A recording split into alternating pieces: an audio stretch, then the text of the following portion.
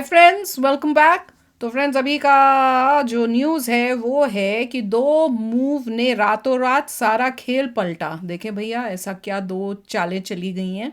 तो वीडियो शुरू करते हैं। वीडियो शुरू करने से पहले अगर आप चैनल पर नए हो और आपने अभी तक सब्सक्राइब नहीं किया तो जल्दी से पहले सब्सक्राइब के बटन और बेल आइकन को क्लिक कर लो ताकि आपको हमारे सारे न्यू वीडियोस के नोटिफिकेशन मिल जाए जैसे हम अपलोड करें। अगर आपको वीडियो पसंद आता है प्लीज लाइक एंड शेयर। चलिए शुरू करते हैं। नमस्कार दोस्तों, स्वागत है आपका हिंदी नॉलेज शो में। तो दोस्तों, रूस से भारत के लिए एक नहीं दो बहुत बड़ी धमाकेदार खुशखबरी निकलकर सामने आई है और ये दोनों ही खबर भारत के लिए एक बहुत बड़ी रणनीतिक जीत भी मानी जा रही है, खासकर कि पश्चिमी देशों की दादागिरी के खिलाफ।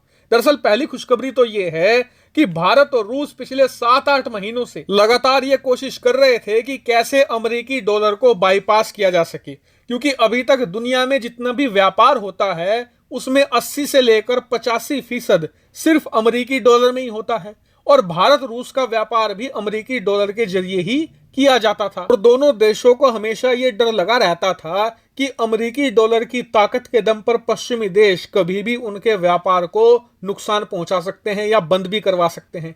इसलिए आप जानते ही हैं कि पिछले 4-5 महीनों से दोनों देश इस कोशिश में लगे थे कि अमेरिकी डॉलर को व्यापार से हटाया जाए और लोकल जो करेंसी है यानी कि भारतीय रुपया और रूस का रूबल उसमें व्यापार किया जाए। और इसको लेकर पिछले कई महीनों से काम किया जा रहा था, जो अब सफलतापूर्वक पूरा किया जा चुका है। आप जानकर खुश होंगे कि आज रूस से हमें पहला कंसाइनमेंट मिल चुका है और इसकी पेमेंट पूरी तरीके से रूपी रूबल ट्रेड के अंतर्गत की गई है। यानी कि भारत ने आज जो रूस से सामान खरीदा है उसके लिए पेमेंट हमने भारतीय रुपये में रूस को करी है और इसमें किसी भी प्रकार से ना तो अमेरिकी डॉलर का इस्तेमाल हुआ है ना ही यूरोपियन यूनियन के यूरो का। अब दोनों देश लोकल करेंसी में ही ज्यादातर व्यापार करेंगे और ये भारत के लिए और रूस के लिए भी एक बड़ी रणनीतिक जीत है, क्योंकि अब दुनिया में कुछ भी होता रहे, रूस पर चाहे कितने भी कठोर प्रतिबंध लगते रहे, उसका दोनों देशों के संबंधों पर, व्यापार पर कोई भी असर नहीं पड़ेगा।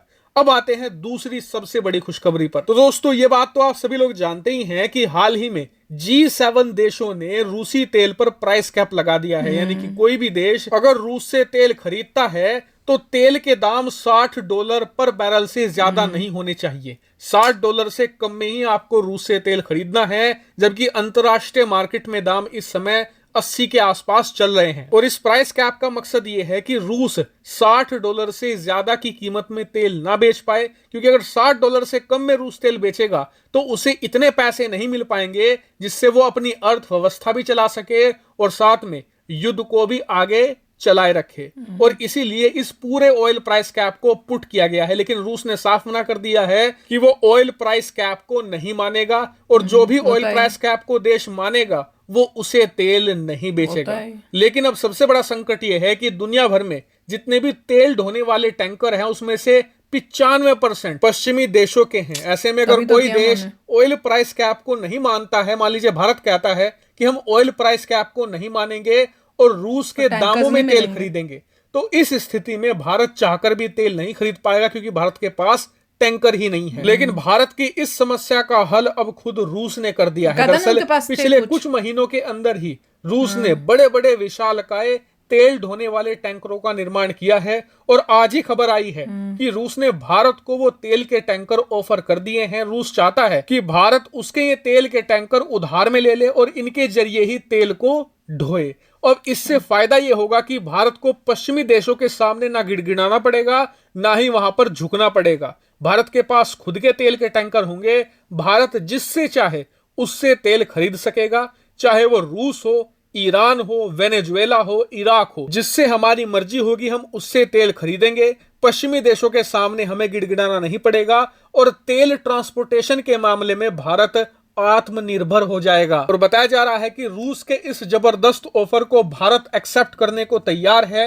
आने वाले कुछ समय के अंदर ही इसको लेकर कार्रवाई भी शुरू कर दी जाएगी। हालांकि ऐसा नहीं है कि इससे सिर्फ भारत का ही फायदा है, रूस का कोई स्वार्थ नहीं है। दरअसल रूस को पता है कि उसे दो तेल के बड़े खरीदार चाहिए अगर उसे युद्ध को जारी रखना है। पहला है चीन, दूसरा है भारत। अब चीन के साथ समस्या नहीं है, क्यों? क्योंकि रूस और चीन की हजारों किलोमीटर लंबी बॉर्डर है, दोनों देश जुड़े हुए हैं। इसीलिए रूस चीन ने कई दशक पहले ही एक बहुत ही बड़ी गैस और तेल की पाइपलाइन बिछा के रखी हुई है। चीन को जितनी तेल और गैस चाहिए होती है रूस पाइपलाइन के जरिए भिजवा देता है, और इसीलिए रूस को पता था कि चीन तो उसका पक्का ग्राहक है।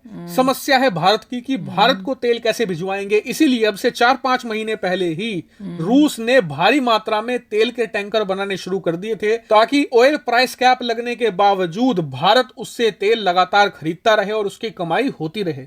लेकिन जो भी हो, इस पूरे मूव से दोनों देशों का फायदा है और दोनों देशों के संबंध और ज्यादा इससे मजबूत भी होंगे। हालांकि इन दोनों ही खबरों पर आपका क्या मानना है कमेंट करके जरूर बताएगा। Thank you very much for watching video. तो फ्रेंड्स, मूव अच्छी है क्योंकि और कोई चारा भी नहीं था, क्योंकि अगर आप वो कैप को नहीं कर रहे हो तो टैंकर्स तो मिलने नहीं थे।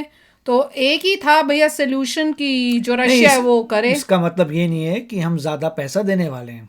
हाँ। अगर कोई कैप मानता है तो उसका फायदा होता है ना, वो कम पैसा देता है। अगर कैप लग रहा है तो कैप लगने से जिन लोगों को ऑयल चाहिए उनको सस्ता मिल रहा है ऑयल, तो उनके लिए तो फायदा है। कौन बोलेगा नहीं मुझे कैप नहीं चाहिए, मैं ज्यादा पैसा देना चाहता हूँ? नहीं ना, मतलब हर कोई यही कहेगा कि कैप बड़ी अच्छी बात है, मेरे को कम पैसा देना पड़ेगा।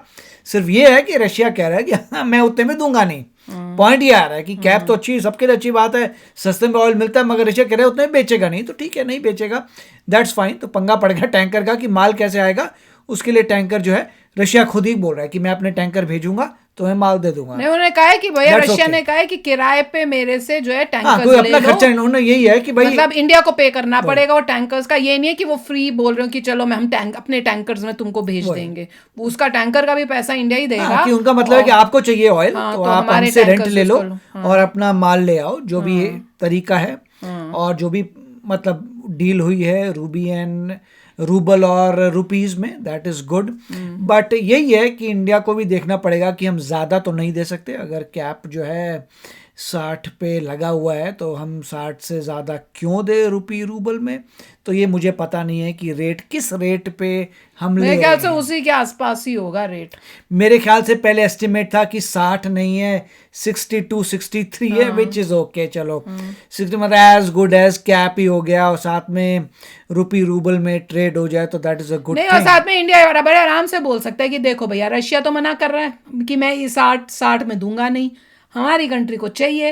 अब तुम लोग नहीं दे रहे हो हमें टैंकर्स उसमें ट्रांसपोर्ट करने के लिए, रशिया ने वो अरेंजमेंट कर दिया तो हम ले रहे हैं। जो चीज तुमने कही है विद इन जो कंडीशंस है हम तो वही कंडीशंस कर रहे हैं, आपका नहीं यूज कर रहे टैंक। तो India is playing very safe man and very smartly, मैं तो यही कहूंगी। तो अच्छा है बात, I think this is a good move.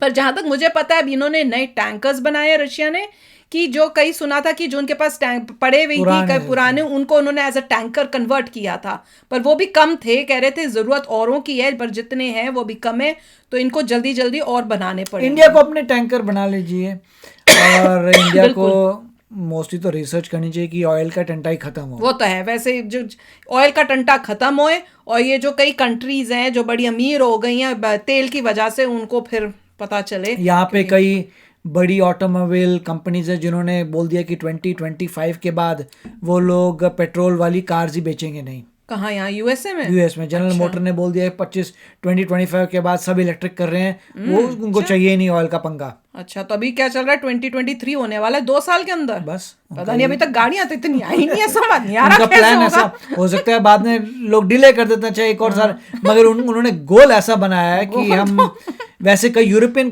Cars में वॉल्वो जैसे, वॉल्वो भी कह रहा था कि वो पेट्रोल वाले का टंटा ही खत्म कर रहे हैं। उन्होंने तो मेरे ख्याल से अभी से कर दिया वॉल्वो ने कि पेट्रोल का टंटा ही खत्म है, सिर्फ इलेक्ट्रिक करेंगे। तो काफी आ रही ऑटोमोबाइल मैन्युफैक्चरर्स जो बोल रहे हैं कि ओनली इलेक्ट्रिक गोइंग फॉरवर्ड। तो मैं तो यही कहूंगी कि ये सब जो हो रहा है अभी वर्ल्ड में, उससे एटलीस्ट एक अच्छी चीज, वैसे तो और कुछ अच्छा दिख नहीं रहा, पर एक ये अच्छी चीज दिख रही है कि इससे जो है पेट्रोल की गाड़ियां बंद होंगी और इलेक्ट्रिक गाड़ियां या दूसरी टाइप की गाड़ियां चलेंगी, जो हर इंसान के लिए अच्छी बात है, पूरे वर्ल्ड के लिए अच्छी बात है, पॉल्यूशन एनवायरनमेंट के लिए भी अच्छी बात है। तो चलो फ्रेंड्स, चलते हैं, मिलेंगे नेक्स्ट वीडियो में बहुत ही जल्द। Till then take care and bye bye. तो अगर आप मेरे इस चैनल पे नए हो तो जल्दी से सब्सक्राइब के बटन को हिट करो और बेल आइकन को क्लिक करो, ताकि आपको मेरा जब नया वीडियो मैं लगाऊं आपको उसके बारे में जल्दी से पता चल जाए।